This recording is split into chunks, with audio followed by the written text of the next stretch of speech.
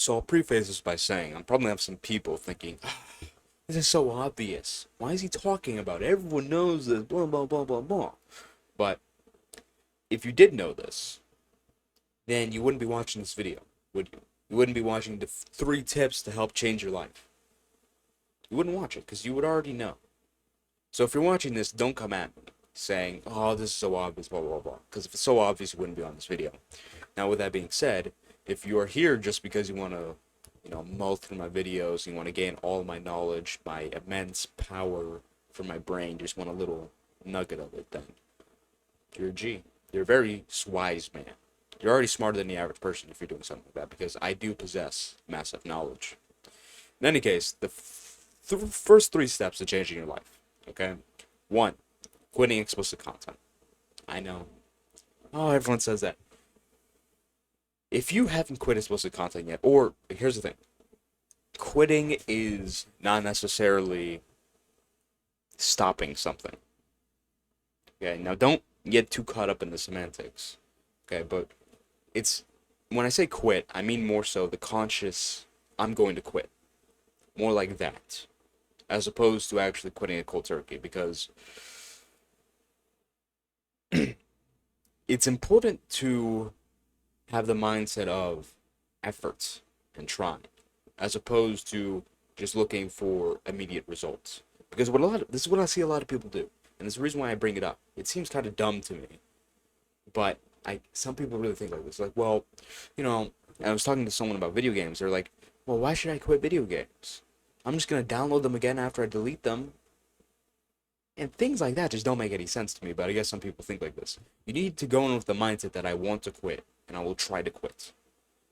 Don't get too caught up in like, well, it's gonna be so hard, blah blah blah blah. Oh, I'm just gonna relapse again, da da da da da. It's not the way you have to go about it. And this goes for every single thing I'm gonna talk about in this video. So, quit explicit content. I've made videos about it. There's the easy peasy way. That's a pretty good audiobook. Just the main key point about quitting explicit content is understanding that you don't really enjoy it. And I'll actually go into that more with the next step here, which is quit social media algorithms. Now, I just recorded a video about poisoning yourself, and I'll link that. Actually, I'm going to have my 3 points. 1, 2, 3. And I'm in the description, I'm going to put links to videos that will help you with each point. With that being said, social media, the algorithms are poison. So things like TikTok, completely get rid of it. No more TikTok. No more Reels, no more YouTube Shorts. Now, you could use YouTube with an unhook extension so you get rid of the algorithm. On Instagram, follow people you know. If you use Snapchat, I don't use Snapchat anymore, but if you do, follow people you know. Don't be the dude, like on Instagram, I'll use Instagram as an example. Don't be the dude following 2,000 accounts with a bunch of memes and all this stuff. Don't do that. Just follow people you know. You shouldn't be following a lot of people unless you know a lot of people. So, actually, okay, I was going to go over this point for number 2. You have to understand that you don't really enjoy this type of stuff. You don't enjoy explicit content. You don't enjoy social media. Or specifically like this type of stuff. Scrolling. Because if you just turn on your brain, right, while you were scrolling, right, you would realize, well, I actually don't enjoy this that much. I don't enjoy this. It's kind of just autopilot. It's not really something I'm doing consciously. I don't enjoy it. Once you understand that, it becomes far, far easier to quit. And like I said, quitting, these are the first 3 steps. And when I say first 3 steps, I'm going to go over the third one later. Again, don't look at it more so as, well, if I don't complete these steps, then I will be a loser forever. I won't be able to accomplish anything. Because I'm sure there's plenty of people who go like this, and, watch, oh my god, you're the explicit content while they're watching explicit content. That's, I'm sure there's successful people who still do that. The point is, you should be going with the mindset of trying to quit, putting in real effort to quit, because that's already going to put you ahead of 99% of the population, which doesn't speak to how good you are, or how good I am. It just speaks to how much of a second tail the average person is. Literally, if you just try to quit, you go go 18 hours without using social media or explicit content, you've already beaten out most of the population. That's how sad it is now. This is why I say it's so easy to get ahead now. I'm making another video about that. I have to rehash it. It's an important point to go over. Now, with that being said, what is the third step? What is the third step? What could the third step possibly be? Learn about religion. Now, I bet that was a curveball. I bet you weren't expecting that one. Now, what do I mean by learning about religion? Now, I don't mean what most self-improvement YouTubers talk about when they speak of religion, because they have no idea what they're talking about, to be honest. As someone who's done actual studying on the subject, I'm appalled. It's lamentable how how ignorant these people are. And this goes for the biggest creators, not just the small ones. It goes for the big ones too. Especially when the ones that it's a notification talk about Islam. Well, I'm a Muslim because I like the Quran. You get to have multiple wives. That's why I'm a Muslim. It's not a good reason to be a Muslim. That's not even okay. I'll put it like this: what you want to do is find the actual truth. Now, I have to break down a bunch of presuppositions because what most people do when they approach religion is they don't understand that religion is a matter of truth, matter of true/false, objective truth, and falsehood. They just think about like, well, God, religion. It's like candy. Well, I kind of like the blue Jolly Rancher more than the red Jolly Rancher, so I'm gonna get the blue Jolly Rancher. That's not how it is. It's more so each religion. And this is after, okay, so first you have to go over God's existence, whether or not God exists. So figure out whether you're an atheist, a deist. Well, I guess deism would come after. So either an atheist or someone that believes in a higher power, a creator, God.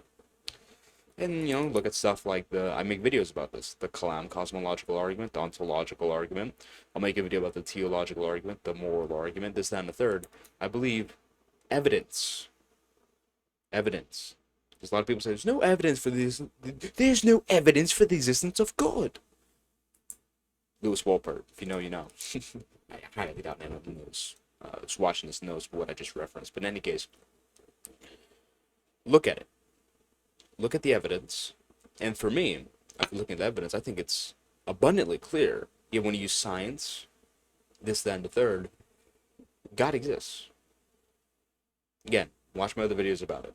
I'm not gonna, because this is a very long subject. It's very hard to condense into this small third point. In any case, then you go to religion. Well, is Islam true? And when you look at religion, look for true or false claims. Because think of something like Greek mythology. They're myths.